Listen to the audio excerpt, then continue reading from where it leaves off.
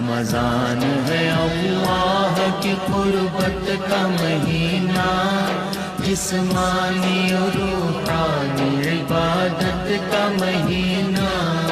رمضان ہے اللہ کی قربت کا مہینہ، جسمانی اور روحانی عبادت کا مہینہ۔ کھل جاتے ہیں اس عشرہ میں بخشش کے دریچے، کھل جاتے ہیں اس عشرہ میں بخشش کے دریچے۔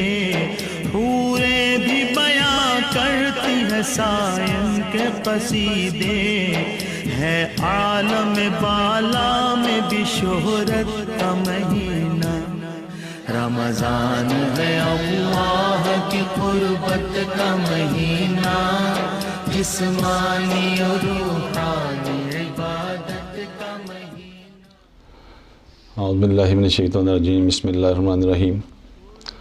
حق مہربان چینل کے سب سامعین اور ناظرین کو میری طرف سے السلام علیکم ورحمۃ اللہ وبرکاتہ۔ ناظرین، جیسا کہ آپ کو معلوم ہے کہ نور رمضان نشریات حق مہربان چینل پہ چل رہی ہے۔ آج ہم سرکار عالی حضرت محبوب ذات سید احمد حسین شاہ صاحب، آپ کے بڑے فرزند ارجمند الحاج سید محمد افضال احمد حسین شاہ صاحب المعروف سخی کامل، آپ کی زندگی کے چند پہلوؤں پہ روشنی ڈالیں گے، اور اللہ پاک ہماری اس کاوش کو قبول فرمائے۔ سب سے پہلے تو میں آپ کی اس دنیا فانی میں آنے کی جو تاریخ ہے وہ آپ کو بتاؤں گا۔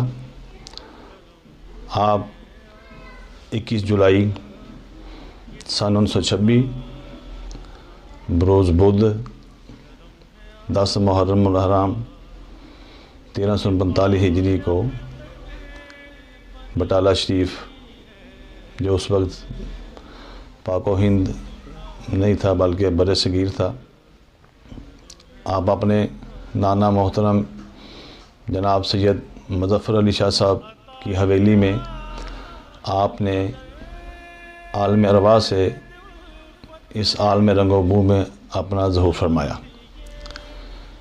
یہ صبح آپ کے نانا کی حویلی کے لیے بڑی مبارک ثابت ہوئی، اور آپ کے جتنے عزیز و کابندنیان تھے وہ سب خوشی سے سرشار تھے۔ آپ کی پیدائش کا سن کر سب رشتہ داروں میں خوشی کے شادیانے بجنے لگے۔ اس وقت آپ کے والد محترم سرکار سید احمد حسین شاہ صاحب لاہور میں اپنے کاموں میں مصروف تھے۔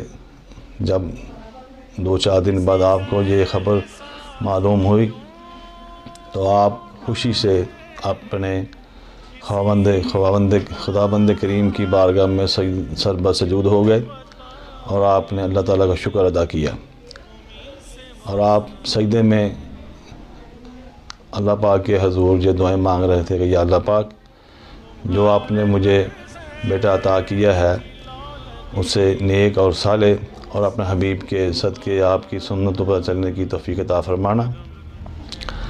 اور اسی دوران ہاتف غیبی سے آواز آتی ہے کہ اے میرے بندے، تو مجھ سے جو مانگ رہا ہے میں نے وہ بھی تمہیں عطا کیا، اور جو تو نہیں مانگا میں نے وہ بھی تجھے عطا فرمایا ہے۔ اور جب آپ لاہور سے بٹالہ شریف تشریف لے گئے اور جا کے اپنے فرزند کو اپنی گود میں اٹھایا تو آپ کی پیشانی پہ سعادت کے آثار دیکھ کر آپ بہت خوش ہوئے، اور آپ نے پھر یہ دعا فرمائی کہ یا باری تعالیٰ، میرے اس بیٹے سے سب دنیا کو فیض یاب فرمانا، اور آپ کے لیے نہایت ہی رو رو کے اللہ پاک سے دعا فرمائی، اور آپ نے اپنے فرزند کی خوشی میں غریبوں میں 3 روز تک آپ نے کپڑے اور نیاز تقسیم کی۔ ایک دفعہ سرکار اپنے حجرہ پاک سے بعد صحن میں تشریف لائے بڑی شریف میں، تو جب آپ باہر آتے تھے تو سب لوگ دعا کے لیے کھڑے ہو جاتے تھے، اور آپ فرماتے تھے کہ جس کو شفا ہوگی وہ بیٹھ جائے۔ ایسے ہی ایک دن ایسا ہوا گیا، تشریف لائے، سب لوگ اپنی قطاروں میں کھڑے ہو گئے اور سب لوگ بیٹھ گئے۔ بیٹھنے کے بعد ایک ہندو وہ کھڑا ہو گیا اور اس نے کہا کہ سرکار میرے پیٹ میں گولے تھے گیس کے، وہ میں ٹھیک ہو گیا تھا اور وہ نیچے بیٹھ گیا، لیکن اب پھر مجھے وہ گولے تنگ کر رہے ہیں۔ وہ کھڑا ہو گیا تو آپ نے دعا کی کہ یا اللہ پاک اگر تو اس کے پیٹ میں وہ گولے ہیں تو وہ ختم ہو جائیں، اور اگر یہ جھوٹ بول رہا ہے تو وہ گولے دوبارہ بن جائیں۔ اور اسی دوران وہ گولے دوبارہ بن گئے، وہ تکلیف سے قہرانے لگا۔ اس نے جھوٹ بولا تھا۔ اللہ والا جو ہے وہ تو دلوں کی جانتا ہے۔ آپ کی اس بات سے وہ بہت تکلیف میں تھا، اور وہ لوگوں سے، آپ کے مریدین سے کہنے لگا کہ مجھے سرکار سے معافی دلائیں، لیکن کسی مرید میں اتنی جرأت نہیں ہوتی تھی کہ سرکار کے آگے کو بات کرے۔ پھر جب آپ کے بیٹے حضرت سید افضال شاہ سے تشریف لائے تو آپ نے آپ کی سرکار سے سفارش کی تو اللہ پاک نے ان کے معافی عطا کی، اور پھر وہ ہندو کی تکلیف ختم ہوئی۔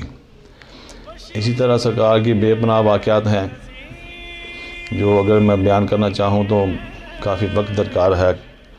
آپ کی کتاب سید مبارک علی شاہ صاحب نے جو، اور سید شاہ کمال میت علی شاہ صاحب نے جو تحریر فرمائی ہے سخی کامل، اس میں یہ ساری کرامتیں موجود ہیں۔ اس کا میں نے تھوڑا سا مطالعہ کیا تھا اور اسی میں سے یہ آپ کے لیے میں عرض کر رہا ہوں۔ آپ رحمۃ اللہ علیہ بچپن میں آپ سرکار عالی کبھی بھی آپ کو اکیلے کہیں باہر نہیں جانے دیتے تھے۔ ایک دن ایسا ہوا کہ آپ سکول سے تشریف لائے اور آپ گھر جا کے باہر آنے کی بجائے اندر ایک سٹور تھا، اس میں گندم کی بورنگ کے اوپر جا کے آپ لیٹ گئے، اور پھر آپ گھر جا کے باہر آنے کی بجائے سرکار کے پاس آپ نہ آئے، اور سرکار نے انتظار کر کے پھر آپ نے کہ خلیفہ صاحب حاجی علم الدین کو بھیجا کہ جا کے دیکھو افضال شاہ بھی نہیں آیا، کدھر ہے؟ آپ نے سارے دربار میں ڈھونڈا، کہیں نہیں ملے۔ پھر آپ نے دیکھا کہ آپ سٹور میں گندم کی بورنگ کے اوپر لیٹے ہوئے ہیں اور آپ کی آنکھ لگی ہوئی ہے، سوئے ہوئے ہیں، تو آپ نے دیکھا کہ سرکار افضال شاہ صاحب آپ کی جو قمیض ہے وہ پیٹ سے لے کے اوپر سینے تک اوپر اٹھی ہوئی تھی۔ تو آپ علم الدین کیا دیکھتے ہیں کہ آپ کے دل کے اوپر سنہری حروف اور سبز رنگ کے دائرے میں اللہ لکھا ہوا ہے، اور وہ ادھر کھڑا ہو کے وہ صلی اللہ سے جو روشنی نکل رہی تھی نور کی، وہ آسمان کی طرف جا رہی تھی، اور وہ اسی میں مگن ہو گیا۔ اور جب وہ سرکار خود بخود نیند سے بیدار ہوئے تو آپ لے کے ان کو بھائی سرکار علی کے پاس چلے گئے اور ان سے یہ اس معاہدے کے متعلق کچھ نہیں بتایا۔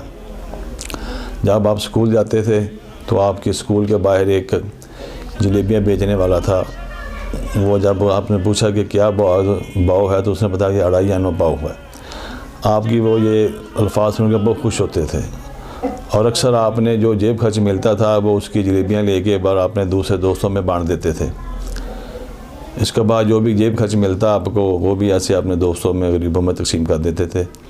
ایک دفعہ آپ کے اے ڈی جو ٹیچر تھے وہ آپ نہایت ذہین اور انٹیلیجنٹ تھے، آپ کی قابلیت دیکھ کے ایک دفعہ آپ کے اے ڈی افسر نے جو ٹیچر تھا آپ کا، آپ نے خوش ہو کے آپ کو مٹھائی اور نقد انعام دیا، لیکن آپ نے اسے قبول کرنے سے انکار کر دیا۔ اکثر اوقات ایسے ہوتا تھا، لیکن آپ نے کبھی کسی کو نذرانہ نہیں لیا۔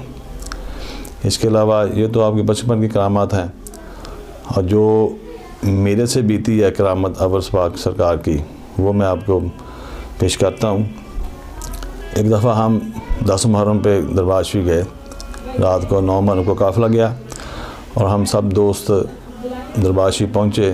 اس کے بعد حلیم پک رہا تھا باہر، تو کافی 25-30 دیگیں تھیں جو ادھر آپ کے جو خادم تھے سرکار کے نائی وہ پکا رہے تھے، اور سرکار ابر پاک ساتھ کرسی پہ بیٹھے ہوئے تشریف فرما تھے، ان کے ساتھ میں نیچے بیٹھ گیا، اور میں کیا دیکھتا ہوں رات کا ٹائم ہے، تقریباً 10-11 بجے کا ٹائم ہے، اور اچانک بارش شروع ہو گئی، اور آپ نے اپنا چہرہ اقدس اوپر کیا اور شاہ فرمایا گیا فرشتوں کیا آپ کو نظر نہیں آ رہا کہ حضرت امام حسین علیہ السلام کی نیاز پک رہی ہے؟